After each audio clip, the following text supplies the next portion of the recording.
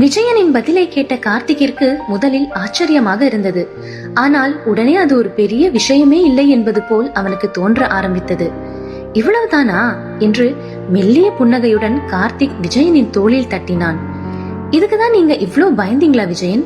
நான் கூட உங்க மனைவி யாரையோ கொலை செஞ்சிட்டாங்க போல, அதை வெளியில சொல்ல பயந்துட்டு தான் நீங்க உங்க கல்யாண விஷயத்த மறைக்கிறீங்களோன்னு நினைச்சேன் என்று அலட்டலாக சொன்னான் கார்த்திக். என்ன கார்த்திக் அவ்வளவு சகஜமா சொல்றீங்க? என்னோட மனைவி கங்கா இன்னும் அந்த தொழில தான் இருக்கா தெரியுமா? ஒரு வாடிக்கையாளனா தான் நான் அவளை சந்திச்சேன். ஆனா எங்களுக்குள்ள மனசு ஒத்து போய் காதலிக்க ஆரம்பிச்சோம். அன்னைக்கு என்ன நீங்க சந்திரலேகாவோட பார்த்ததா சொன்னீங்களே, அதே நாள்ல தான் எங்களுக்கு கல்யாணம் நடந்துச்சு. அன்னில இருந்து ஊர்க்காரங்க யாருக்கும் தெரியாம நாங்க இங்கதான் புருஷன் பொண்டாட்டியா வாழ்ந்துட்டு வர்றோம் என்று அனைத்தையும் சொன்னான் விஜயன். தனது ரகசியத்தை கார்த்திக் சாதாரணமாக ஏற்றுக்கொண்டதை விஜயனால் புரிந்து கொள்ள முடியவில்லை. விஜயன், நான் அந்த அர்த்தத்துல சொல்லல. ஆனா நீங்க பயப்படுற அளவுக்கு இது ஒரு விஷயமே இல்ல. எந்த ஒரு பெண்ணுமே விலை மாதுவா இருக்கிறத விரும்பி தேர்ந்தெடுக்கிறது இல்ல, கட்டாயத்தினாலதான் அந்த பாதையில இறங்குறாங்க என்றான் கார்த்திக். கார்த்திக்கிற்கு தான் என்ன சொல்கிறோம் என்பது தெளிவாக தெரிந்திருந்தது. இப்படிதான் சந்திரலேகா வெறிபிடித்த ஆண்களால் கட்டாயப்படுத்தி இந்த நரகத்துக்குள் தள்ளப்பட்டதை அவன் கண்கூடாக கடந்த காலத்தில் பார்த்திருந்தான். ஆனால் கார்த்திக்கும் விஜயனும் அந்த வீடு இருந்த இடத்தை விட்டு தொலைதூரம் சென்ற பிறகு அங்கு பதுங்கி இருந்த கங்கா மீண்டும் வெளியே வந்தாள். அவர்கள் இருவரும் சென்று விட்டதை உறுதி செய்த பின் மீண்டும் ரயில்வே ஸ்டேஷனுக்கு அருகில் அவர்கள் இருந்த பாழடைந்த வீட்டை அடைந்து உள்ளே சென்று கட்டிலுக்கு கீழே இருந்த ஒரு இரும்பு பெட்டியை அவள் வெளியில் எடுத்தாள். அந்த பெட்டியை தான் மறைத்து வைத்திருந்த சாவியை போட்டு திறந்தாள். பெட்டியில் இருந்து அவள் ஒரு சிகப்பு நிற துணியில் கட்டப்பட்டிருந்த பொருட்களை வெளியில் எடுத்தாள். அதில் 7 மெழுகுவர்த்திகளும் ஒரு மண்டை ஓடும் இருந்தது. கூடவே கருப்பு துணியால் செய்யப்பட்ட ஒரு சிறிய பொம்மையும் ஒரு கழுகின் இறகும் பெட்டிக்குள் இருந்தது.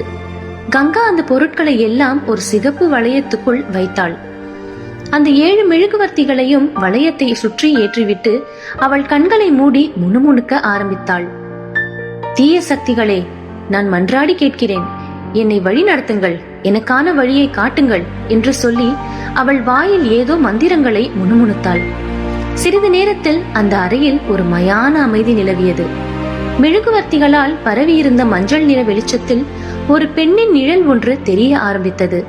அந்த நிழல் கங்காவுக்கு பின்னால் வந்து அவள் கண்களை பொத்தியது. அதை உணர்ந்த கங்காவின் முகத்தில் பேரானந்தம் தோன்றியது. உனக்காக தான் காத்திருக்கேன் என்று அவள் சந்தோஷத்துடன் கூறினாள். இன்னொரு பக்கம் கார்த்திக்கும் விஜயனும் வீடு வந்து சேர்ந்தார்கள். உள்ளே நுழையும் முன்னர், கங்காவை கல்யாணம் செஞ்சுக்கிட்ட விஷயத்த எப்ப துர்கா கிட்ட சொல்ல போறீங்க விஜயன் என்று கேட்டான் கார்த்திக். அது எப்பன்னு எனக்கு உறுதியா தெரியல கார்த்திக். ஒருவேளை துர்கா என் மனைவியை ஏத்துக்கலனா என்ன செய்யறது? விஜயனின் கேள்விக்கு கார்த்திகிடமும் பதில் இல்லை. அதுவும் இல்லாம என்னால இந்த ஊரோட பேச்சுக்கு என் தங்கச்சி துர்கா ஆளாக கூடாது. சரியான சமயம் வர்றப்போ நானே எல்லார்கிட்டயும் சொல்லிக்கிறேன். அது வரைக்கும் கொஞ்சம் பொறுமையா இருப்போம் என்று கேட்டுக்கொண்டான் விஜயன். கார்த்திக்கும் அதற்கு சரி என்று சொன்னான். பிறகு விஜயன் கார்த்திக்கிடம் இன்னொரு முக்கியமான விஷயத்தை பற்றி கேட்டான். ஆமா கார்த்திக், எனக்கும் சந்திரலேகாவுக்கும் தொடர்பு இருக்குன்னு நீங்க எதை வச்சு சொன்னீங்க? குழப்பத்துடன் கேட்டான் விஜயன். கார்த்திகிற்கு என்ன பதில் சொல்வது என்று தெரியவில்லை. அவசரப்பட்டு விஜயனிடம் தான் முற்பிறவிக்கு பயணிப்பதை பற்றி எல்லாம் சொல்லி அவனை பதட்டப்பட வைக்க வேண்டாம் என்று நினைத்தான். என்ன மன்னிச்சிருங்க விஜயன், நான் ஒரு முட்டாள். அன்னைக்கு உங்களை சந்தேகப்பட்டு பின்தொடர்ந்து வந்தப்ப நீங்க ஒரு பெண்ணோட இருந்ததை பார்த்தேன். ஆனா அது உங்க மனைவி கங்கான்னு தெரியாம சந்திரலேகான்னு தப்பா நினைச்சிட்டேன் என்றான் கார்த்திக். அதை கேட்டு விஜயனுக்கு சிரிப்பாக இருந்தது. அது சரி, நானும் சந்திரலேகாவும் ஒன்னா இருந்த போட்டோவை பார்த்தேன்னு சொன்னீங்களே கார்த்திக். விஜயனின் கேள்விக்கு கார்த்திக் பதில் சொல்லும் முன்னர் துர்கா அங்கு வந்தாள். கார்த்திக்கும் விஜயனும் சகஜமாக பேசிக் கொண்டிருப்பதை பார்த்த துர்காவுக்கு வியப்பாக இருந்தது. நீங்க 2 பேரும் இந்த நேரத்துல என்ன பண்றீங்க?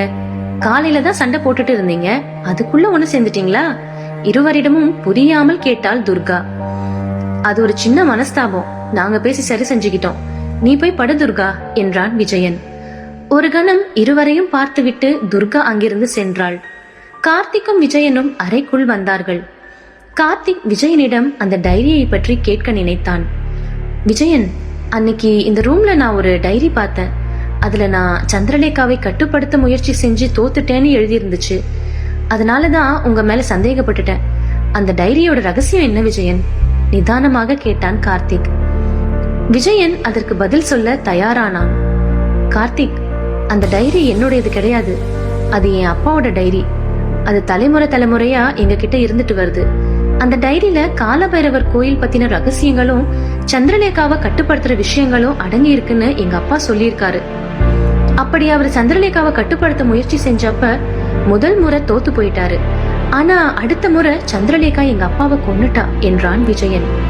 கார்த்திகின் நெற்றி முழுவதும் வியர்வை முத்துக்கள் தோன்றி இருந்தது. எங்க அப்பாவை கொலை செஞ்சதே அந்த சந்திரலேகா தான். உண்மையை சொல்லணும்னா என்னோட ஆசையே அந்த சந்திரலேகாவை அழிச்சு இந்த ஊர் மக்கள் நிம்மதியா வாழறத பாக்குறது தான்.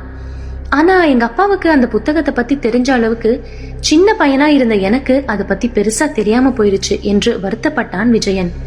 என்ன மன்னிச்சிருங்க விஜயன், நான் அந்த டைரிய எடுத்திருக்க கூடாது. அது உங்க அப்பாவோட டைரின்னோ அதுக்கு பின்னாடி இப்படி ஒரு கதை இருக்குன்னோ நான் நினைச்சே பார்க்கல என்றான் கார்த்திக். இல்ல கார்த்திக், இன்னைக்கு இல்லைனாலும் என்னைக்காவது ஒரு நாள் நானே அந்த டைரிய உங்ககிட்ட காட்டியிருப்பேன் என்றான் விஜயன். கார்த்திகிற்கு அது ஆச்சரியமாக இருந்தது. சந்திரலேகாவை நேர்ல பார்த்த அப்புறமும் நீங்க பொழைச்சு வந்ததை பார்த்தப்பவே நீங்க சாதாரண ஆள் இல்லைன்னு நான் புரிஞ்சுக்கிட்டேன். இந்த ஊருக்கு வந்து ஒரு ராத்திரி முழுக்க நீங்க காலபைரவர் கோயில் கருவறைக்குள்ள இருந்திருக்கீங்க. ஆனா உங்களுக்கு எதுவுமே ஆகல. இதையெல்லாம் பாக்குறப்ப அந்த காலபைரவரே உங்களை ஏதோ ஒரு நோக்கத்தோட தான் அனுப்பியிருக்காருன்னு நான் புரிஞ்சுக்கிட்டேன்.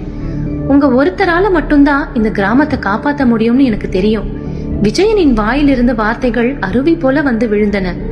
விஜயனின் வார்த்தைகள் அனைத்தும் உண்மை என்றே கார்த்திக்கிற்கும் தோன்றியது. அவன் புலியூர் கிராமத்திற்கு வந்தது தற்செயலான நிகழ்வு அல்ல, அதில் ஏதோ ஒரு நோக்கம் இருப்பதாக அவனும் நம்பினான். ஆனாலும் விஜயனுக்கு இன்னொரு கேள்வி உறுத்தி கொண்டே இருந்தது. அது விஜயனும் சந்திரலேகாவும் ஒன்றாக இருந்ததாக கார்த்திக் சொன்ன போட்டோ. ஆனால் அதை பற்றி விஜயன் கேட்டபோது கார்த்திக் ஏதோ உளறியதாக சொல்லி மழுப்பினான். நீங்க கவலைப்படாதீங்க விஜயன், இந்த கிராமத்துல இருக்கிற எல்லா பிரச்சனையையும் நான் சரி செய்வேன் என்றான் கார்த்திக். சரி கார்த்திக், நீங்க படுத்து ரெஸ்ட் எடுங்க, மத்தத நாளைக்கு காலையில பார்த்துக்கலாம் என்றான் விஜயன். கார்த்திக் அங்கிருந்து கிளம்புவதற்கு முன்னர் சந்திரலேகாவின் புத்தகத்தை தன் அறைக்கு எடுத்து சென்றான். கட்டிலில் புத்தகத்தை வைத்து கார்த்திக் அதன் எதிரே அமர்ந்தான். சந்திரலேகாவுக்கு என்ன ஆகியிருக்கும்? நான் திரும்பி எப்ப கடந்த காலத்துக்கு போக முடியும் என்று கார்த்திக் தனக்கு தானே கேட்டுக்கொண்டான்.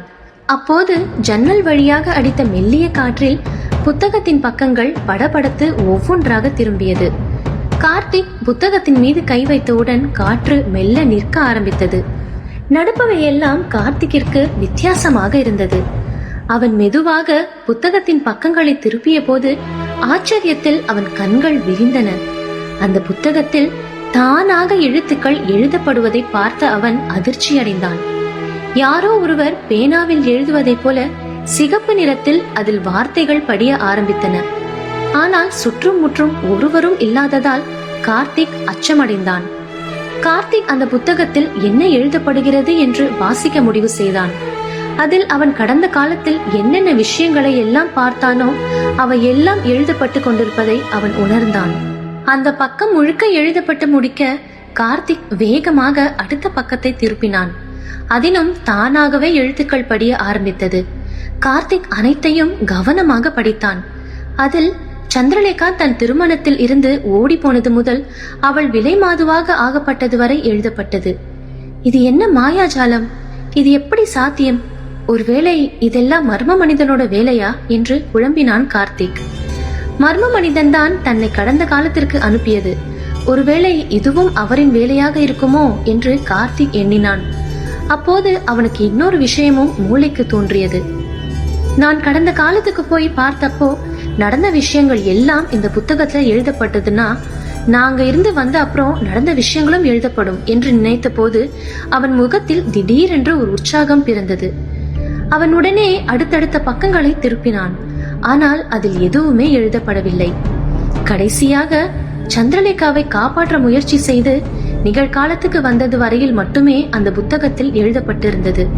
அதை பார்த்த கார்த்திக் மேலும் அதிர்ச்சி அடைந்தான். புத்தகத்தை கையில் எடுத்து அதன் பக்கங்களை புரட்டினான். அப்போது அவன் கையில் இருந்த புத்தகம் திடீரென்று கொதிக்க ஆரம்பித்தது. தீச்சட்டி ஒன்றை கையில் வைத்திருப்பதை போல அவன் உணர்ந்தான். உடனே கையில் இருந்த புத்தகத்தை கீழே வைத்தான். சட்டென்று அங்கிருந்த தண்ணீரை எடுத்து கைகளை கழுவினான். அவன் கையில் இருந்து சாம்பலாக வடிந்தது. கார்த்திக்கிற்கு ஒன்றுமே புரியவில்லை. அவன் மீண்டும் சென்று புத்தகத்தை தொட்டு பார்த்தான். இப்போது அதில் எந்த வெப்பமும் இல்லாமல் சாதாரணமாக இருந்தது. இது எப்படி நடந்துச்சு? கொஞ்ச நேரத்துக்கு முன்னாடி புத்தகம் தன்னால சூடாச்சு, இப்ப சாதாரணமா இருக்கு. என் கையில் இருந்து எப்படி சாம்பல் வந்துச்சு என்று குழப்பத்தில் தவித்தான் கார்த்திக். மீண்டும் கார்த்திக் அந்த புத்தகத்தின் கடைசி பக்கம் வரை புரட்டி பார்த்தான். அப்போதுதான் அங்கு வரையப்பட்டிருந்த குறியின் மீது அவன் பார்வை விழுந்தது.